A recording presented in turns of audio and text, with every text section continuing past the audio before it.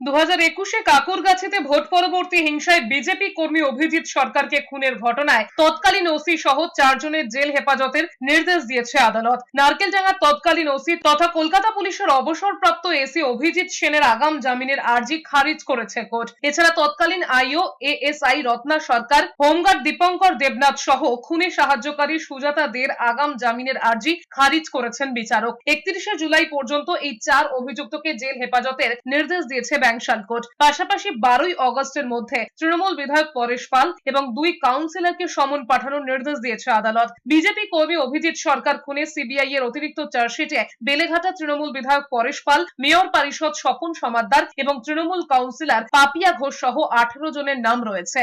আসামিদের পক্ষ থেকে শোনার পর আমাদের সিবিআই পিপি যারা ছিলেন তিনি বলেছিলেন, তারপর আমরা অবজেকশন দেওয়ার পর আদালত যেটা ভেবেছেন তারপর বিবেচনা করেছেন যে ওনাদেরকে কাস্টাডি নেওয়া হয়েছে, জুডিশিয়াল কাস্টাডি ওনাদেরকে দিয়েছেন।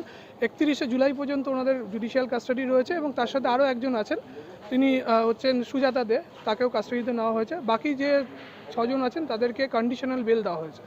যেখানে তাদের এই রূপ ইনি, আমার মনে হয় তো একটা অভিজিৎ না, এরকম অনেক অভিজিতের খুন এই নারকেলডাঙ্গা থানা এলাকায় হয়েছে বা এই অফিসার থাকতে এরা অনেক খুনকে এরা ধামাচাপা দিয়েছে।